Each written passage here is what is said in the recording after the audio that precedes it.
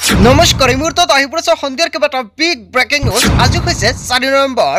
দেশৰ কোটি কোটি কৃষকৰ বাবে ভাল খবৰ। কৃষকৰ অপেক্ষাৰ অন্ত পৰিল। এতিয়া কৃষকৰ একাউণ্টত পোনে পোনে সোমাই যাব 2000 টকা। লগতে অৰুণোদয়ৰ 25জন হিতাধিকাৰীৰ বাবে ভাল খবৰ। মাজত মাত্ৰ কেইটামান ঘণ্টা বাকী আছে, তাৰ পিছতে চৰকাৰৰ ফালৰ পৰা প্ৰদান কৰিব 1250 টকাকৈ বেংক একাউণ্টত। লাখ লাখ মহিলা গোটৰ হিতাধিকাৰীৰ বাবে ভাল খবৰ, কিয়নো মহিলা গোটৰ একাউণ্টত 10,000 টকা প্ৰদান কৰি আছে মুখ্যমন্ত্ৰী হিমন্ত বিশ্ব শৰ্মাই। আপোনাৰ সমষ্টিত 10,000 টকা পালে নে নাই কমেণ্ট কৰি জনাই দিয়ক। যদি আপুনি চৰকাৰী ঘৰৰ জিঅ' টিং কৰিছে তেনে ক্ষেত্ৰত আপোনাৰ বাবে ভাল খবৰ। চৰকাৰী ঘৰৰ প্ৰথম কিস্তিৰ টকা সোমাব একাউণ্টত। লগতে কেইবাটাও ৰাজনৈতিক খবৰৰ লগতে অৰাজনৈতিক খবৰ যুগুত কৰা হৈছে আজিৰ দিনটোত। গোটেই অসম তথা ভাৰতৰ বিভিন্ন প্ৰান্তৰ পৰা যুগুত হৈছে কেইবাটাও ডাঙৰ খবৰ। এনেবোৰ খবৰ নিতৌ পাই থাকিবলৈ চেনেলটি ছাবস্ক্ৰাইব কৰি ভিডিঅ'টো এটা লাইক কৰিবলৈ নাপাহৰিব। আজিৰ আমাৰ প্ৰথম দশমীয়া গুৰুত্বপূৰ্ণ খবৰ হৈছে অসমবাসীৰ বাবে এটা ডাঙৰ খবৰ। 50,000 টকা পৰ্যন্ত ঋণ লোৱা মহিলাৰ ঋণ মাফ। 25,000 পৰা 50,000 টকালৈকে ঋণ লোৱা মহিলাৰ ঋণ উভতাই দিলে চৰকাৰে। আপুনি 25,000 পৰা 50,000 টকা ঋণ লৈছিল নেকি? অসমৰ মুখ্যমন্ত্ৰী হিমন্ত বিশ্ব শৰ্মাই দিলে আপোনাৰ বাবে ভাল খবৰ, কিয়নো যদি আপুনি মাইক্ৰ' ফাইনেন্স ঋণ লৈছিলে তেনে ক্ষেত্ৰত আপুনিও পাব এই সুবিধা। ব্লক অনুসৰি মহিলাসকলক প্ৰদান কৰা হ'ব চাৰ্টিফিকেট। যদি আপুনি মাইক্ৰ' ফাইনেন্সৰ 25,000 পৰা 50,000 টকা ঋণ লৈছিলে আৰু ঋণটো চৰকাৰে মাফ কৰি ব্লকত প্ৰদান কৰিব মহিলাসকলক চাৰ্টিফিকেট। 78,046 গৰাকী মহিলাৰ ঋণ মাফ কৰিছে চৰকাৰে। ঋণ মাফৰ বাবে 223 কোটি টকা ব্যয় কৰিব চৰকাৰে। অসমৰ ভিতৰত সৰ্বাধিক যোৰহাটৰ মহিলাই উভতাই দিব পৰা নাছিল ঋণৰ সুবিধা। যোৰহাটৰ 12,647 গৰাকী মহিলাই ঘূৰাই দিব পৰা নাছিল ঋণ, আৰু চাৰ্টিফিকেট পোৱাৰ পিছত পুনৰ ঋণৰ বাবে আবেদন কৰিব পাৰিব মহিলাসকলে। হয় বন্ধু বান্ধৱীসকল, অৱশেষত অসমৰ মুখ্যমন্ত্ৰী হিমন্ত বিশ্ব শৰ্মাই ভাল খবৰ দিছে। আপুনি মাইক্ৰ' ফাইনেন্সৰ ঋণ লৈছিল নেকি? কিমান টকা ঋণ লৈছিল? 25,000 নে 50,000? কমেণ্ট কৰি জনাই দিয়ক আপোনাৰ ঋণটো মাফ হৈছে নে নাই। যদি হৈছে কমেণ্ট কৰি জনাই দিয়ক। তাৰপিছত অসমবাসী ৰাইজক জনাইছো আমাৰ পৰৱৰ্তী খুবেই গুৰুত্বপূৰ্ণ খবৰ, লগতে ডাঙৰ খবৰ। ৰাজ্যৰ লাখ লাখ মহিলাৰ বাবে ভাল খবৰ আহি পৰিছে। এতিয়াৰ পৰা ৰেচনৰ লগতে লাভ কৰিব চৰকাৰী ধন।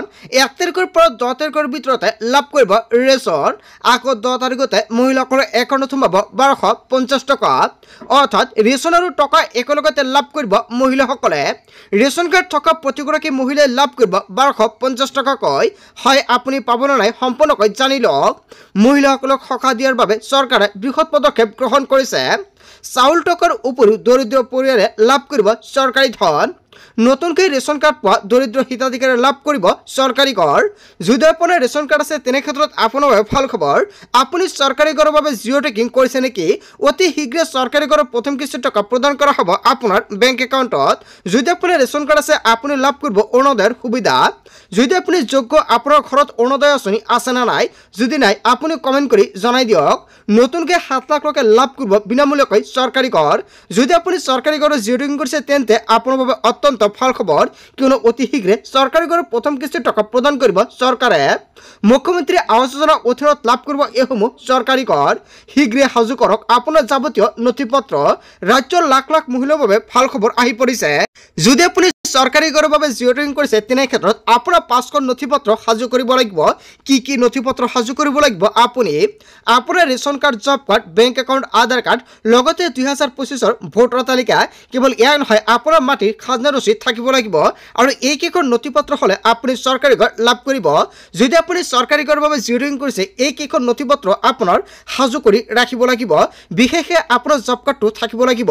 যদি আপোনাৰ জব কাৰ্ড নাই আপুনি পঞ্চায়তৰ জৰিয়তে এটা নতুনকৈ জব কাৰ্ড বনাই লওক। আৰু আজিৰ ভিডিঅ'টো সকলোৱে বেছিকৈ শ্বেয়াৰ কৰি দিব। তাৰপিছত অসমবাসী ৰাইজক জনাইছো আমাৰ পৰৱৰ্তী খুবেই গুৰুত্বপূৰ্ণ খবৰ, লগতে ডাঙৰ খবৰ।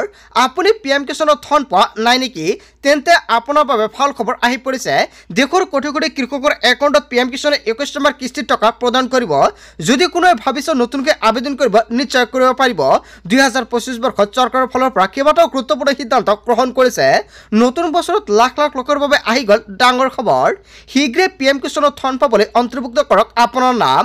যদি আপোনাৰ মাটিৰ নথি পত্ৰ আছে তেনে ক্ষেত্ৰত আপুনি লাভ কৰিব PM কিষাণৰ সুবিধা। যোগ্য হ'লে লাভ কৰিব PM কিষাণৰ ধনৰাশি।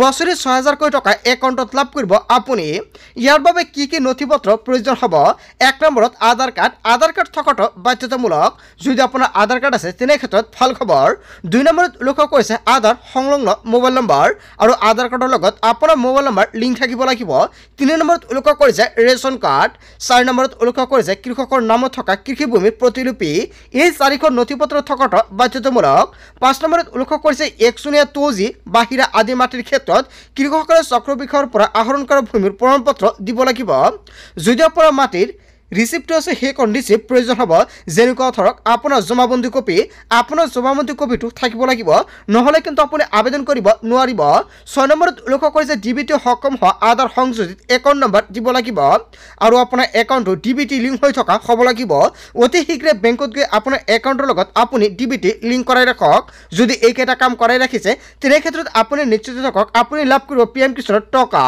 7 নম্বৰত উল্লেখ কৰিছে আধাৰ প্ৰমাণীকৰণৰ পিছত ইকেৱাইচি কৰক আপুনি 8 নম্বৰত উল্লেখ কৰিছে বেংক একাউণ্টত ধন লাভ কৰিবলৈ বেংকৰ সৈতে যোগাযোগ কৰক আপুনি ইয়াৰ বাবে মুকলি কৰা হৈছে হেল্পলাইন নম্বৰ আৰু ফোন নম্বৰটো হৈছে 036128000213 পুৱা 10 বজাৰ পৰা সন্ধিয়া 5:30 বজাৰ ভিতৰতে ফোন কৰক এই নম্বৰতে নাম অন্তৰ্ভুক্ত হ'লে আপুনি পাব পিএম কিষাণৰ ধনৰাশি যদি আপুনি এজন যোগ্য হিতাধিকাৰী আৰু আপুনি ভাবিছে নতুনকৈ আবেদন কৰিব নিশ্চয় কৰিব পাৰিব একেখন নথিপত্ৰ হ'লে আপুনি পিএম কিষাণত নতুনকৈ নামটো অন্তৰ্ভুক্ত কৰি লৈ ল'ব পাৰিব আপুনি কেনেকৈ আবেদন কৰিব যদি আপোনালোকৰ ভিডিঅ' লাগে নিশ্চয় কমেণ্ট কৰি জনাই দিব লগতে পিএম কিষাণৰ 21 নম্বৰ কিস্তি টকা কেতিয়া প্ৰদান কৰিব চৰকাৰে আপোনাৰ একাউণ্টত যদি আপুনি এজন প্ৰকৃত হিতাধিকাৰী তেনে ক্ষেত্ৰত অতি শীঘ্ৰে আপোনাৰ একাউণ্টত 21 নম্বৰ কিস্তি টকা প্ৰদান কৰিব আৰু এই মাহতে পিএম কিষাণৰ 21 নম্বৰ কিস্তি টকা প্ৰদান কৰিব পাৰে চৰকাৰে এতিয়ালৈকে ডেটটো ফাইনেল কৰা নাই যেতিয়া ডেটটো ফাইনেল কৰিব নিশ্চয় জানিব পাৰিব এইটো চেনেলৰ জৰিয়তে তাৰ পিছত অসমবাসী ৰাজুক জনসমৰ পৰৱৰ্তী খুবেই গুৰুত্বপূৰ্ণ খবৰ লগতে ডাঙৰ খবৰ জুবেন গাৰ্গৰ ন্যায় বিচাৰি ক্ষমা খুজিবলগীয়া হ'ল এগৰাকী মহিলাৰ মুখ্যমন্ত্ৰী সভাত জুবেন গাৰ্গৰ ন্যায়ৰ দাবী কৰিছিল মাইনা বেগমে মামামাক অৰুণোদয় আঁচনি নালাগে আমাক লাগে জুবেন গাৰ্গৰ ন্যায় শনিবাৰে মিকিৰ পেটত অনুষ্ঠিত হৈছিল মুখ্যমন্ত্ৰী উদ্যমিতা আঁচনিৰ সভা আৰু মঞ্চত মুখ্যমন্ত্ৰীক উদ্দেশ্য কৰি জুবেনৰ ন্যায়ৰ দাবী তুলিছিল বিডিপি মাইনা বেগমে আৰু জুবেনৰ ন্যায় বিচাৰৰ পিছতে মহিলাগৰাকীৰ ঘৰত উপস্থিত হয় আৰক্ষীৰ দল বিজেপিৰ অতি ঘনিষ্ঠ সম্পৰ্ক থকা মাইনা বেগমে বিচাৰিলে ক্ষমা আৰু আবেগতে মই জুবেন গাৰ্গৰ ন্যায়ৰ দাবী কৰি পালো বুলি মন্তব্য কৰিছে মাইনা বেগমে অজানি তেওঁ হোৱা ভুলৰ বাবে মই ক্ষমা বিচাৰিছোঁ জুবেন গাৰ্গৰ ন্যায় বিচাৰি ক্ষমা খুজিবলগীয়া হ'ল মহিলাগৰাকীয়ে হয় বন্ধু বান্ধৱীসকল এটা বিগ ব্ৰেকিং নিউজ আহি পৰিছে ইয়াৰ বিষয়ে জনতাই কি ক'ব যদি জনতাৰ কিবা মন্তব্য কৰিব লগা থাকে আপোনালোকৰ মন্তব্যটো নিশ্চয় কমেণ্ট কৰি জনাই দিব আৰু আজিৰ ভিডিঅ'টো সকলোৱে বেছিকৈ শ্বেয়াৰ কৰি তাৰ পিছত অসমবাসী ৰাজুক জনসমৰ পৰৱৰ্তী খুবেই গুৰুত্বপূৰ্ণ খবৰ লগতে ডাঙৰ খবৰ নিৰ্বাচনৰ পূৰ্বে আকৌ মহিলাসকললৈ বাম্পাৰ অফাৰ প্ৰতিগৰাকী মহিলাই পাব 30,000 টকা পোনে বেংক একাউণ্টলৈ প্ৰেৰণ কৰিব এই ধনৰাশি ভাই বহন যোজনা নামৰ আঁচনিৰ জৰিয়তে পাব এই ধনৰ সুবিধা 14 জানুৱাৰীত প্ৰতিগৰাকী মহিলাই চৰকাৰে প্ৰদান কৰিব 30,000 টকা আৰ্থিক সমস্যাত ভোগা প্ৰতিগৰাকী মহিলালৈ এই উপহাৰ প্ৰদান কৰিব বৃহৎ ঘোষণা কৰিছে আৰজেডিৰ তেজস্বী যাদৱে বিহাৰৰ নিৰ্বাচনলৈ কেইটামান দিন থকাৰ পূৰ্বে এটা ডাঙৰ ঘোষণা কৰিছে শাসনলৈ অহাৰ লগে লগে মকৰ সংক্ৰান্তিত ধন দিয়াৰ প্ৰতিশ্ৰুতি দৰিদ্ৰ সীমাৰেখাৰ তলৰ মহিলাসকলক ধন দিয়াৰ প্ৰতিশ্ৰুতি প্ৰদান কৰিছে আৰজেডিয়ে হয় বন্ধু বান্ধৱীসকল এটা বিগ ব্ৰেকিং নিউজ আহি পৰিছে তাৰ পিছত অসমবাসী ৰাজুক জনসমৰ পৰৱৰ্তী খুবেই গুৰুত্বপূৰ্ণ খবৰ লগতে ডাঙৰ খবৰ জুবেন গাৰ্গৰ ন্যায়ৰ দাবীত গুৱাহাটীত ওলাই আহিল হাজাৰ হাজাৰ লোক প্ৰিয় শিল্পীৰ ন্যায়ৰ দাবীত গুৱাহাটীত সৰ্ববৃহৎ প্ৰতিবাদ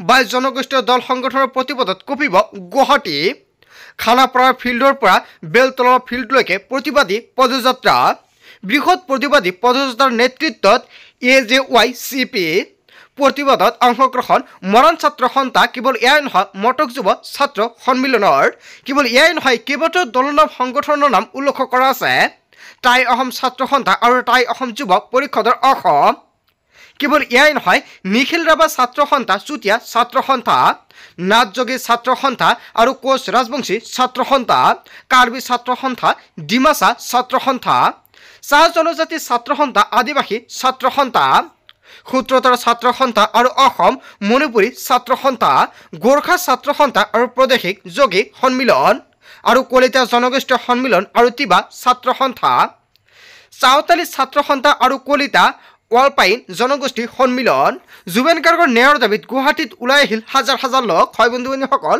অৱশেষত হাজাৰ হাজাৰ লোকে এনেকুৱাকৈ ওলাই আহি সাব্যস্ত কৰিছে প্ৰতিবাদ আজিৰ ভিডিঅ'টো সকলোৱে বেছিকৈ শ্বেয়াৰ কৰি দিব তাৰ পিছত অসমবাসী ৰাজুক জনাইছে আমাৰ পৰৱৰ্তী খুবেই গুৰুত্বপূৰ্ণ খবৰ লগতে ডাঙৰ খবৰ কাইলৈ অজাপৰ যোগদান কৰিব প্ৰাক্তন কেন্দ্ৰীয় মন্ত্ৰী ৰাজন গোহাঁইয়ে দিছপুৰৰ লোক নিৰ্মাণ বিভাগ ভৱনত হ'ব অজাপৰ যোগদান কাৰ্যসূচী সভাপতি লুৰিণজ্যোতি গগৈৰ উপস্থিতিত কৰিব অজাপত যোগদান ৰাজন গোহাঁইৰ যোগদানক লৈ মন্তব্য কৰিছে অজাপৰ সভাপতিৰ ৰাজন গোহাঁইক অজাপলৈ আদৰি জনাইছো কেৱল ইয়াই নহয় জাতীয় সমস্যা সমাধানৰ একমাত্ৰ বিকল্প হৈছে আঞ্চলিকতাবাদ ৰাজন গোহাঁইৰ যোগদানে শক্তিশালী কৰিব অসম জাতীয় পৰিষদক ৰাজন গোহাঁইৰ যোগদান মাত্ৰ আৰম্ভণিহে বুলি মন্তব্য কৰিছে লুৰিণজ্যোতি গগৈয়ে হয় বন্ধু বান্ধৱীসকল এটা বিগ ব্ৰেকিং নিউজ আহি পৰিছে আজিৰ ভিডিঅ'টো সকলোৱে বেছিকৈ শ্বেয়াৰ কৰি দিব তাৰ পিছত অসমবাসী ৰাজুক জনাইছে আমাৰ পৰৱৰ্তী খুবেই গুৰুত্বপূৰ্ণ খবৰ লগতে ডাঙৰ খবৰ ভোটাধিকাৰৰ পৰা বঞ্চিত কৰি গণতন্ত্ৰ শেষ কৰিব বিচাৰিছে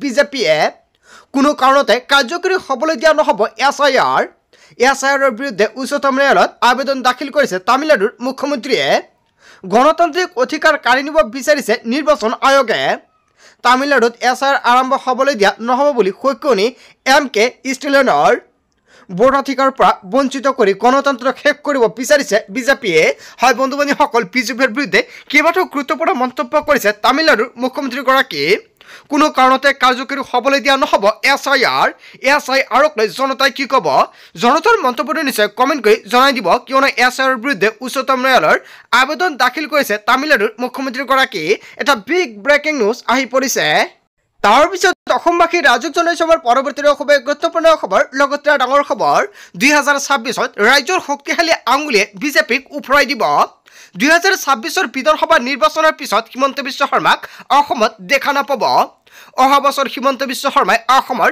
ৰাজ্যৰ মাজৰ পৰা বিদায় ল'ব দেওবাৰে পশ্চিম কাৰ্বি আংলঙত কংগ্ৰেছৰ বিশাল গণসভা আৰু বিশাল গণসভাত বিজেপি মুখ্যমন্ত্ৰীক সমালোচনা কৰিছে গৌৰৱ গগৈয়ে কংগ্ৰেছৰ বিশাল কৰ্মী সভাত APCCৰ সভাপতি গৌৰৱ গগৈ বিজেপিক বুঢ়া আঙুলি দেখুৱাই অসমৰ ৰাইজে কংগ্ৰেছক আশীৰ্বাদ দিব 2026ৰ বিধানসভা নিৰ্বাচনত অসমৰ ৰাইজে কংগ্ৰেছক মৰম দিব আগন্তুক বৰ্ষত অসমত কংগ্ৰেছৰ নেতৃত্বত চৰকাৰ হ'বলৈ গৈ আছে মুখ্যমন্ত্ৰী তুলিৰাম ৰংহাঙক সমালোচনা কংগ্ৰেছৰ সাংসদগৰাকীৰ বিগত বছৰত বিজেপিয়ে কেৱল মিছা আশা আৰু মিছা প্ৰতিশ্ৰুতি দিলে বিজেপিয়ে ৰাইজৰ সন্মুখত নিজৰে মুখখন দেখাবলৈ লাজ কৰিছে কংগ্ৰেছ দলৰ সাহস দেখি বিজেপিয়ে ভয় খাবলৈ আৰম্ভ কৰিছে বিজেপি দলটোৱে নিজকে ৰাইজৰ ৰজা বুলি ভাবিব নালাগে 2026ত ৰাইজৰ শক্তিশালী আঙুলিয়ে বিজেপিক উফৰাই দিব হয় বন্ধু বান্ধৱীসকল এনেকুৱাকৈ কেইবাটাও গুৰুতৰ অভিযোগ উত্থাপিত কৰিছে গৌৰৱ গগৈয়ে আচলতে গৌৰৱ গগৈ যিকেইটা মন্তব্য কৰিছে